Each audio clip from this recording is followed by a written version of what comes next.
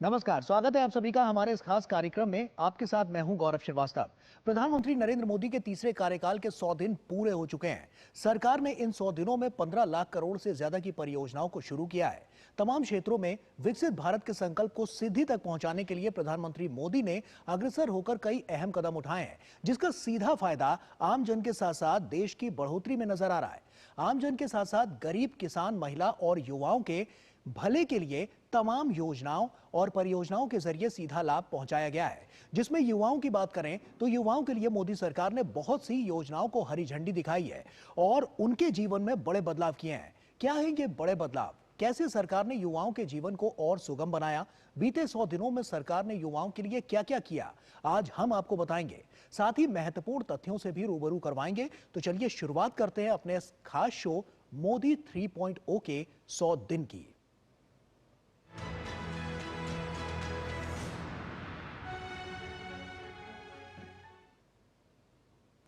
मोदी सरकार ने अपने तीसरे कार्यकाल में युवाओं को ध्यान में रखते हुए उनके कौशल विकास और रोजगार को लेकर तमाम कदम उठाए हैं और कई योजनाओं की शुरुआत की है। इन तमाम योजनाओं से न सिर्फ युवाओं का जीवन और बेहतर हुआ है, बल्कि तमाम अवसर भी अब उनके सामने हैं। आइए एक नजर डालते हैं सरकार द्वारा युवाओं पर किए गए सशक्तिकरण के कार्यों पर। मोदी सरकार के तीसरे कार्यकाल में सभी क्षेत्रों में तेजी के साथ काम किया जा रहा है। देश को विकसित राष्ट्र बनाने की कड़ी में हर दिन बहुत महत्वपूर्ण है और इसी महत्व को समझते हुए प्रधानमंत्री नरेंद्र मोदी एक दिन भी जाया नहीं जाने देना चाहते। इसीलिए मोदी सरकार 3.0 में तिगुनी रफ्तार से विकास की योजनाएं और परियोजनाएं चलाई जा रही हैं, जिससे देश को प्रगति के पथ पर और मजबूती के साथ ले जाया जाए। और ये मजबूती तभी आएगी जब देश के युवा इसका भार अपने कंधों पर उठाएंगे। मोदी सरकार के तीसरे कार्यकाल के 100 दिन पूरे हो चुके हैं और इन 100 दिनों में युवा शक्ति पर खास फोकस किया जा रहा है। इसीलिए सरकार पुरजोर कोशिश कर रही है कि युवाओं को और सशक्त बनाकर उनका हौसला बढ़ाकर 2047 तक विकसित राष्ट्र बनाने के संकल्प को सिद्धि तक पहुंचाया जाए।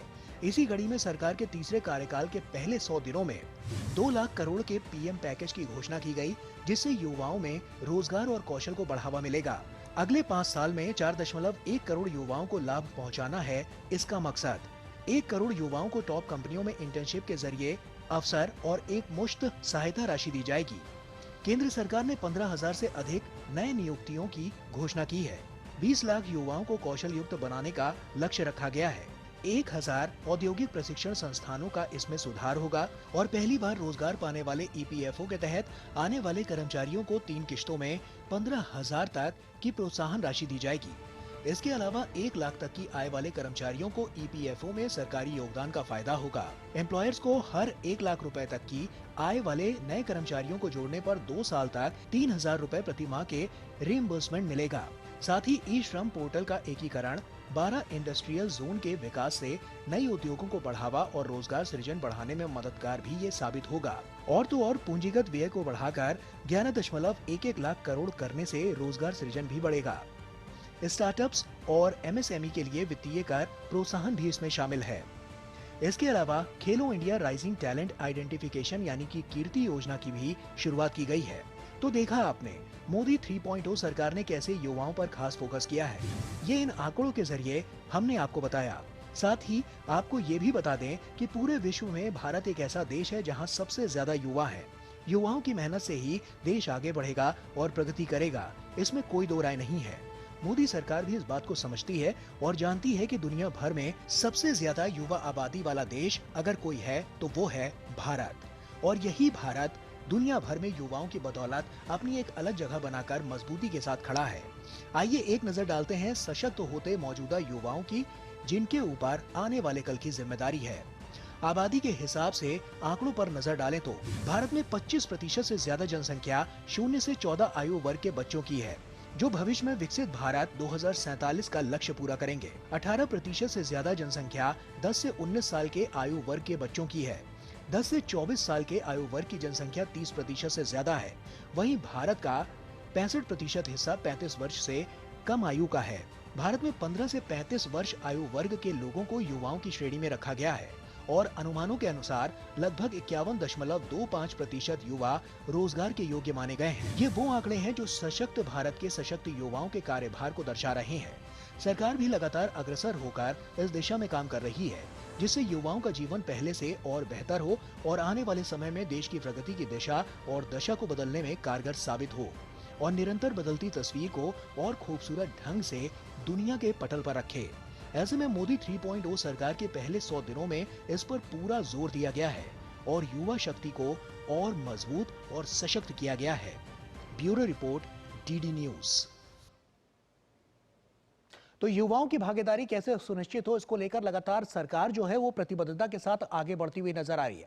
आइए कुछ आंकड़ों पर नजर डालते हैं और आपको बताते हैं कि बीते अगर 10 सालों की बात करें, हम इन 100 दिनों के भी आंकड़े आपको दिखाएंगे, लेकिन बीते अगर 10 सालों की बात करें तो युवाओं की भागीदारी कितनी ज्यादा बढ़ी है, इस आंकड़ों के जरिए हम आपके लिए लेकर आए और आप समझ सकते हैं। आप देखिए 2014 से लेकर 2024 तक ये वो आंकड़े हैं जो लगातार साल दर साल युवाओं की जो भागीदारी है उसको और ज्यादा सुनिश्चित और बढ़ाते हुए नजर आए। सबसे पहले अगर हम बात करें 2014 की, तो आप देख सकते हैं 33.9%, उसके बाद 2015 में 37.2%, 38.1% ये 2016 में हुआ, 2017 की बात करें तो 40.4% और 2018 में 45.6%, 2019 की बात करें तो 47.4% और 2020 की बात करें तो 43.2%, साथ ही 2021 की बात करें तो 45.9% और इसके बाद 2022 की बात करें तो 46.2% और जब 2023 की बात करेंगे तो आप देखिए 50.3% और उसके बाद 2024 के आंकड़ों पर अगर नजर डालें तो ये 51.3% है और ये वो युवा है जिनका प्रतिशत पिछले 10 सालों में बढ़ता गया है और ये रोजगार के योग्य युवा है जिनके लिए सरकार लगातार प्रतिबद्ध है और यही सरकार है जो लगातार काम करती हुई नजर आ रही है। तो ये कुछ आंकड़े हैं जो बीते 10 सालों के हमने आपको दिखाए। आइए अब आपको दिखाते हैं कि बीते 100 दिनों में क्या कुछ हुआ है। तो देखिए युवाओं के लिए तमाम जो प्रमुख योजनाएं हैं उनकी शुरुआत की गई है। ये बीते 100 दिनों में है। मोदी 3.0 में जो 100 दिन रहे हैं उसकी है। तो एमएसएमई को सशक्त बनाने और सतत विकास को सुनिश्चित कर त्वरित और प्रभावशाली पहलों को यहां पर लागू किया गया है। ये बीते 100 दिनों में हुआ है। इसके अलावा रोजगार और कौशल को बढ़ावा देने के लिए 2 लाख करोड़ के पैकेज की यहां पर घोषणा की गई जो प्रधानमंत्री नरेंद्र मोदी के द्वारा की गई और उसके बाद से लगातार हम देख रहे हैं कि इनके रोजगार और कौशल और जो साफ तौर पर जो नौकरियों में दिक्कत आती थी वो अब नहीं आएगी। इस पर बहुत तेजी से काम किया जा रहा है और उस पर फोकस है। इसके अलावा प्रधानमंत्री रोजगार सृजन कार्यक्रम के माध्यम से सूक्ष्म उद्यमों की यहां पर स्थापना हुई है और जो लोग खुद का बिजनेस या खुद का कोई स्टार्टअप करना चाहते हैं उनके लिए भी यहां पर बहुत सारे प्रावधान किए गए हैं। 3148 करोड़ रुपए के ऋण वितरण के साथ 26,426 जो नए सूक्ष्म उद्यम स्थापित यहां पर किए गए हैं वो अपने आप में नई कार्यशैली को दर्शाते हैं। इसके अलावा अगर हम बात करें तो इस पहल से लगभग 2.11 लाख लोगों को रोजगार के अवसर उत्पन्न करने का लाभ मिला है और ये राज्यों के अलग आंकड़े हैं और सरकारी आंकड़े अलग हैं। जो लगातार सरकार द्वारा योजनाएं चलाई जा रही हैं वो राज्य स्तर पर भी बहुत ज्यादा अच्छा वहां पर प्रभाव डालती हुई नजर आ रही है। देश के उत्तर पूर्वी क्षेत्रों में एमएसएमई का संवर्धन और विकास पर खास फोकस किया गया है जिससे लगातार जो युवा हैं उनके स्किल के ऊपर खास फोकस किया जा रहा है जिससे उनकी स्किल को और ज्यादा निखारा जा सके, जिससे उनको रोजगार के नए नए अवसर मिल सके। महिला उद्यमियों की अगर बात की जाए तो उनके लिए भी यशस्विनी यहां पर अभियान शुरू किया गया जो काफी महत्वपूर्ण रहा और इससे तमाम युवा जो यहां पर युवा महिलाएं हैं उनको बहुत ज्यादा फायदा मिलता हुआ नजर आया है। आपको बता दें कि ग्रामीण विकास, जनजातीय मामलों, महिला एवं बाल विकास, कौशल विकास में बढ़ी है युवा महिलाओं की जो भागीदारी है वो बढ़ती हुई नजर आई है और यही भागीदारी महिलाओं के जो सशक्तिकरण की दिशा में और ज्यादा आगे उनको बढ़ाती हुई नजर आ रही है और जो 2047 का संकल्प है उसको भी सिद्धि तक पहुंचाने का काम कर रही है। गुणवत्ता में सुधार के लिए यानी कि JDD जो है वो 2.0 प्रमाण यहां पर योजनाओं की यहां पर शुरुआत की गई है जो काफी महत्वपूर्ण अपने आप में है और इसमें क्या क्या जो पॉइंटर्स हैं वो क्या क्या है आइए आपको वो बताते हैं। तो इसमें देखिए इस योजना से क्या लाभ है। इस योजना के तहत 5 लाख एमएसएमई को समर्थन मिलेगा और ये समर्थन बहुत जरूरी भी है क्योंकि साफ तौर पर जिनको अपना खुद का बिजनेस करना है या कोई स्टार्टअप करना है उसके लिए सरकार की तरफ से ये तमाम योजना है। सरकार ने मुद्रा लोन योजना में महत्वपूर्ण विस्तार की घोषणा की और ये घोषणाएं लगातार राज्यों में अभी अगर आज के दौर की बात की जाए तो वहां पर ये इंप्लीमेंट भी हुई है और उससे लोगों को फायदा भी मिलता हुआ नजर आया है। उद्यमियों के लिए सीमा को 10 लाख से बढ़ाकर इसको 20 लाख किया गया और ये अपने आप में जो ऋण दिया जाता है सरकार की तरफ से वो काफी महत्वपूर्ण हो जाता है और उसी से वो अपना स्टार्टअप कर सकते हैं जिससे उनको धीरे धीरे करके फायदा होगा और इस ऋण को वो धीरे धीरे चुका भी पाएंगे। छोटे और सूक्ष्म उद्यमियों को अधिक वित्तीय सहायता उनके लिए प्रदान की जा रही है, जो अपने आप में बहुत बड़ा फैक्टर अब की बार साबित हुआ। और इन्हीं से बीते 100 दिनों में जो लगातार लाभ की हम बात कर रहे हैं, जो युवाओं के आगे बढ़ने की बात कर रहे हैं, उस दिशा में बहुत ही महत्वपूर्ण काम हुआ है। इसके अलावा अगर हम बात करें तो ये तमाम हमने आपको दिखाया। अब देखिए कि जो नवाचार के लिए हैकथॉन 4.0 से युवा अब कैसे सशक्त हो रहे हैं, वो हम आपको बता रहे हैं। 18 से 35 वर्ष के युवा उद्यमियों के लिए नवाचार और तकनीकी को यहाँ पर प्रोत्साहन दिया जा रहा है। टेक्नोलॉजी और जो इनोवेशंस हैं उनको साथ में लेकर आके कुछ नया करने की, कुछ नया क्रिएटिव करने की भी यहाँ पर साफ तौर पर एक गुंजाइश नजर आ रही है। और इसी पर सरकार का सबसे ज्यादा फोकस है, जिसको स्किल डेवलपमेंट के जरिए और आगे बढ़ाया जा रहा है। 500 नवचारकों को इस योजना का लाभ मिलने की उम्मीद है। और ये लगातार ऐसे हैं जो लगातार जो स्टार्टअप आइडिया सामने आ रहे हैं, क्रिएटिविटी सामने आ रही है, इनोवेशंस आ रहे हैं, वो अपने आप में ये जो नवाचार है उसको और ज्यादा बढ़ाते हुए नजर आ रहे हैं। पारंपरिक उद्योगों, ग्रीन एनर्जी, फ्रंटियर टेक्नोलॉजी और निर्यात वृद्धि पर किया गया, यहाँ पर ध्यान केंद्रित किया गया है। और इन सब सेक्टर्स में अलग अलग तरह से जो युवा आगे बढ़ते हुए नजर आ रहे हैं, उन युवाओं के लिए रोजगार के अवसर नजर आ रहे हैं और साथ ही साथ वो अपना स्टार्टअप भी कर सकते हैं। कौशल विकास के जरिए लाखों युवाओं को प्रशिक्षित किया जा रहा है। जैसा कि हम आपको बता रहे थे कि स्किल डेवलपमेंट पर सरकार का खास फोकस है और यही वो स्किल डेवलपमेंट है जिससे लोगों को लगातार यहाँ पर जो नए युवा निकल रहे हैं, जो अभी अब की बार कॉलेज से पास आउट हैं या जिनके पास नौकरी नहीं है, तो उनको किसी तरह से प्रशिक्षण देकर उनको आगे बढ़ाया जा रहा है। और यही स्किल डेवलपमेंट है जिसके पर सरकार का सबसे ज्यादा फोकस है। इसके अलावा अगर हम बात करें तो आपको बता दें कि आप देखिए कि किस तरह से ये जो लगातार यहाँ पर जो स्थितियां हैं वो साफ तौर पर नजर आ रही है। तो हमने आपको ये तमाम फैक्टर्स यहाँ पर गिनाए, तमाम पॉइंटर्स यहाँ पर गिनाए कि किस तरह से जो सरकार है वो प्रतिबद्धता के साथ आगे बढ़ रही है और कौशल विकास को तो बढ़ावा दिया ही जा रहा है, साथ ही साथ युवाओं को लेकर, क्योंकि युवाओं की भागीदारी सुनिश्चित हो चुकी है और सरकार इसके लिए बहुत कुछ कर रही है। क्योंकि 2047 का जो संकल्प है प्रधानमंत्री नरेंद्र मोदी का, उसको सिद्धि तक ले जाने के लिए तमाम योजनाएं, परियोजनाएं चलाई जा रही हैं और इससे जो युवा है वो और ज्यादा सशक्त हो रहे हैं। और यही तो है कि जो युवाओं की शक्ति को लगातार पूरी दुनिया में दिखा भी रहा है, बता भी रहा है और भारत का कद भी इससे बढ़ता हुआ नजर आ रहा है। इसी पर हम चर्चा भी करेंगे, लेकिन एक छोटे से ब्रेक का यहाँ पर वक्त हो गया है। ब्रेक के उस पार जब लौटेंगे तो हम आपको कुछ सुनवाएंगे भी, उन लाभार्थियों की कहानी उन्हीं की जुबानी सुनवाएंगे कि किस तरह से वो इससे बहुत ज्यादा लाभान्वित हुए हैं और कैसा फायदा उनको मिलता हुआ नजर आ रहा है। एक छोटे से ब्रेक का वक्त है, जल्द हाजिर होते हैं। MDH का किचन किंग किचन में हो तो हम सब कुछ बना सकते हैं। बैंगन का भरता, आलू गोभी, भिंडी मसाला और भी बहुत कुछ। MDH। बात जब पीढ़ियों के लिए बनने वाले घर की हो तो जिम्मेदारी बड़ी हो जाती है। गैलेंट समझता है ये जिम्मेदारी। अब डबल M रिब्स के साथ गैलेंट एडवांस TMT रीबार, निर्माण का रियल हीरो। आत्मनिर्भरता और आत्मसम्मान, चेहरे पे खिली है मुस्कान। हमने एक अटल पेंशन योजना लगाई है और अभी से आप पैसा जमा कराना चालू करोगे, जितना जमा कराओगे उसके अनुपात में 60 साल की उम्र होने के बाद आपको पेंशन मिलना शुरू हो जाएगा। आज 6 करोड़ से अधिक लोगों ने भारत सरकार की अटल पेंशन योजना में पंजीकरण कराया है। आप भी इससे जुड़े और लाभ उठाएं।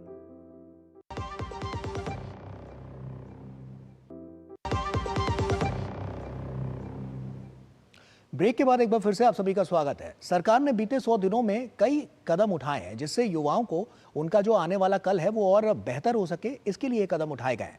आइए आपको सुनवाते हैं कुछ लाभार्थियों की कहानी उन्हीं की जुबानी कि कैसे उनके जीवन में ये योजनाएं उजाला लेकर आई हैं।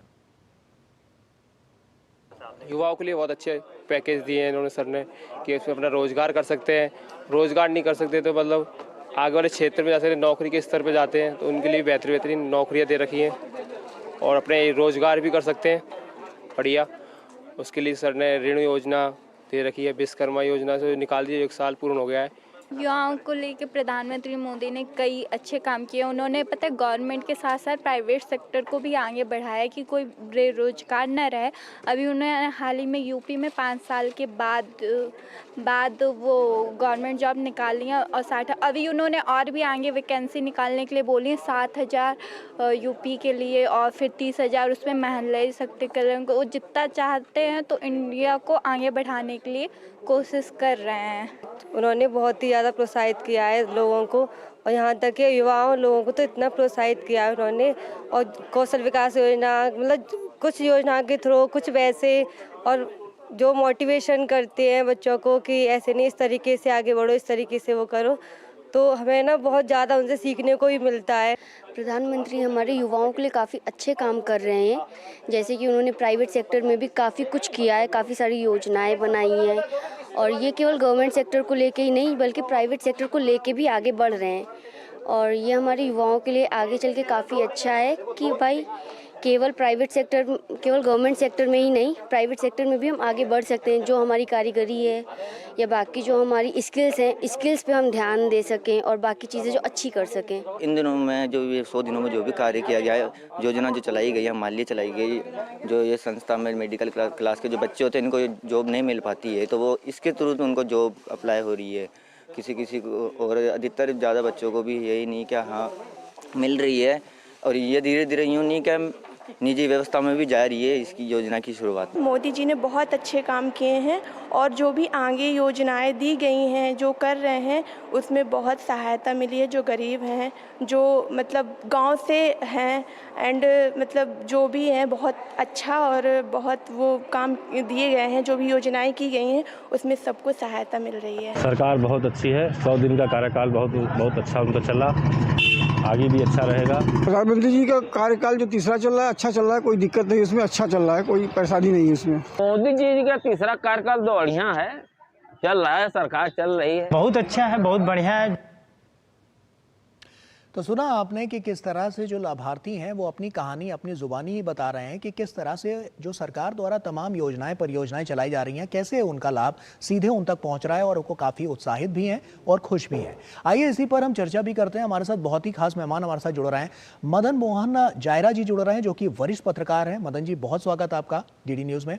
और उसी के साथ मेरा सबसे पहला सवाल तो आपसे यही है कि बीते 100 दिनों में युवाओं को लेकर अगर हम कहें तो सरकार ने बहुत कुछ किया है। साफ तौर पर 2 लाख करोड़ रुपए की जिसकी बात कर रहे जो PM ने वहां पर घोषणा हुई, उससे कहीं ना कहीं कौशल विकास में और रोजगार में काफी वृद्धि भी देखने को मिली है और उससे मदद भी मिली है। कैसे देखते हैं आप बीते 100 दिनों को?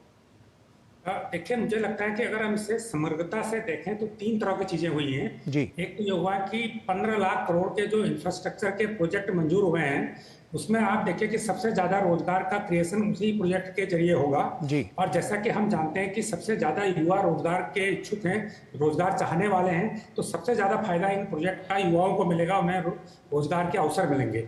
एक बार क्या होता है कि इसके जरिए एक तरफ रोजगार सृजन हो रहा है तो दूसरी तरफ जो कौशल विकास की योजनाएं हैं, चाहे वो 1 करोड़ इंटर्नशिप वाली हो या 4 करोड़ युवाओं का कौशल विकास करना हो या 1000 ITI को अपग्रेड करना हो, इनसे क्या होगा कि युवाओं का कौशल को विकसित करने का मौका मिलेगा। कई बार होता क्या है कि जब नौजवान यूनिवर्सिटी से निकलते हैं, कोई प्रोफेशनल डिग्री करके निकलते हैं, तो वो एक एजुकेटेड तो होते हैं, रोजगार के योग्य तो होते हैं, लेकिन जो इंडस्ट्री की रिक्वायरमेंट होती है उस प्रकार का उनके पास अनुभव नहीं होता है। तो एक कौशल विकास के जरिए उनको एक परफेक्ट इंडस्ट्री की जरूरत के हिसाब से एक कार्यकर्ता मिल जाएगा, एक कामगार मिल जाएगा। ये दूसरी चीज है। तीसरी सबसे बड़ी बात यह है कि सरकार ने साथ साथ इस तरह की घोषणाएं भी कई की हैं जिसमें नियोक्ता को और एम्प्लॉय को प्रोत्साहन देने की बात कही गई है, चाहे वो EPFO के जरिए हो, चाहे वो मैन्युफैक्चरिंग सेक्टर में 4 साल के लिए इंसेंटिव स्कीम हो।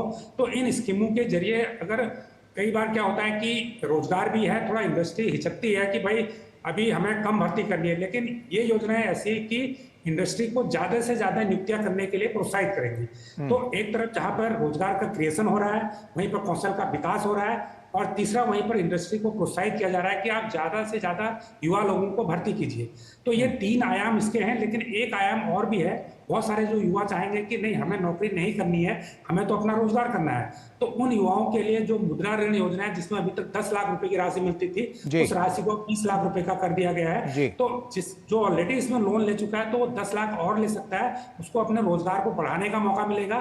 और जो लेना चाहते हैं उनको एक बड़ा राशि मिल जाएगी, बड़ी अमाउंट मिल जाएगी, तो एक बड़ा रोजगार कर सकते हैं। लेकिन एक चौथा आयाम और भी है इसका। कुछ युवा ये चाहते होंगे नहीं, हमें रोजगार भी नहीं करना है, अभी हमें नौकरी भी नहीं करनी है, लेकिन हमें तो अभी रिसर्च करनी है, इनोवेशन करनी है। तो ऐसे लोगों के लिए विज्ञान धारा योजना भी शुरू की गई है जिसमें 10,000 करोड़ रुपए अभी मंजूर किए गए पिछली कैबिनेट में। तो इन युवाओं को अपना इनोवेशन करना, अपना रिसर्च करने से का मौका मिलेगा और वो चाहेंगे तो अपना कोई ऐसा इनोवेटिव कोई इक्विपमेंट बना सकते हैं, कोई नई टेक्नोलॉजी डेवलप कर सकते हैं। जैसे हम मेक इन इंडिया की बात चल रही है कि मेक इन इंडिया में ज्यादा से ज्यादा स्टार्टअप खोलने की बात कर रही है, तो इन युवाओं को यहाँ भी एक अपॉर्चुनिटी है, तो वो आप नौकरी मत कीजिए, आखिर हर आदमी को नौकरी करने की जरूरत है भी नहीं, बिल्कुल आपको रोजगार भी नहीं करना तो मत कीजिए, लेकिन आप इनोवेशन कीजिए, क्योंकि दुनिया इनोवेशन की, आने वाला समय इनोवेशन का है। आप अगर इनोवेशन करेंगे, जैसे कि हमारे प्रधानमंत्री जी भी कहते हैं कि आप रोजगार चाहने तक सीमित मत रखिए, रोजगार देने वाला भी बनिए।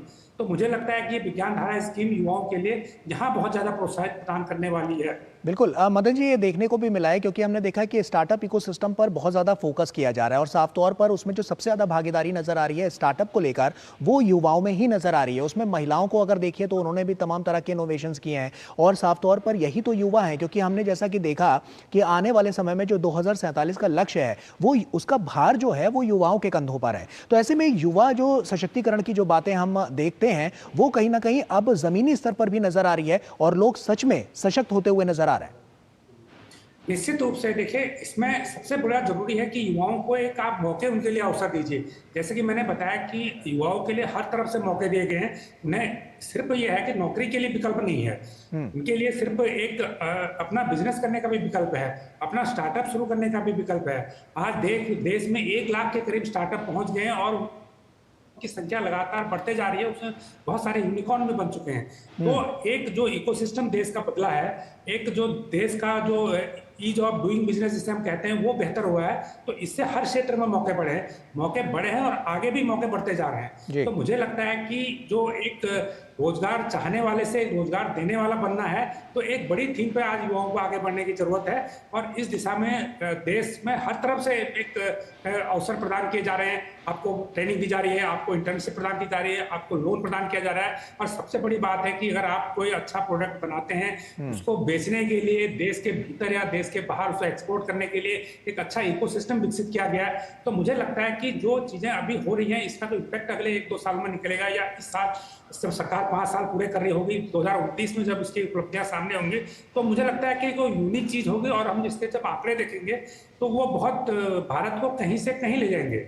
बिल्कुल, ये जो 2 लाख करोड़ रुपए का जो पीएम के उसे ये जो घोषणा की गई, उससे साफ तौर पर एक बात तो ये सामने आ गई कि अब की बार जो कौशल विकास है और रोजगार है, उस पर बहुत ज्यादा फोकस किया जा रहा है। हम लगातार इस चीज को देख रहे हैं। आंकड़ों के जरिए भी अगर हम बात करें तो 4.1 करोड़ से ज्यादा जो लोग हैं वो इससे लाभान्वित होंगे। अगले 5 साल का एक रोड मैप भी तैयार करके रख दिया गया है। तो ऐसे में कौशल विकास को लेकर, क्योंकि हमने देखा है जिलेवार तरीके से भी जो लोग स्किल्ड नहीं है उनको पहले स्किल किया जाए और उसके बाद रोजगार से जोड़ा जाए, ये युवाओं के सशक्तिकरण के लिए कितना बड़ा कदम आप मानते हैं?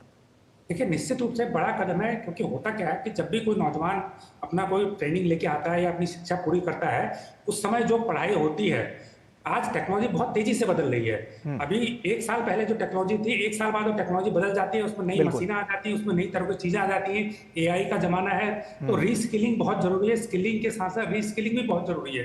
तो ये जो कौशल विकास का पूरा इकोसिस्टम है, जो पूरा कार्यक्रम डिजाइन किया गया है, तो इसमें इंडस्ट्री के साथ ही मिलकर डिजाइन किया गया है। हर इंडस्ट्री से पूछा जाता है कि आपकी रिक्वायरमेंट क्या है, आपको किस तरह के नौजवान चाहिए, किस तरह की ट्रेनिंग चाहिए। जो भी ट्रेनिंग इसमें दी जाती है वो इंडस्ट्री की जरूरत के हिसाब से दी जाती है और उसी के हिसाब से नौजवानों को ट्रेन किया जाता है।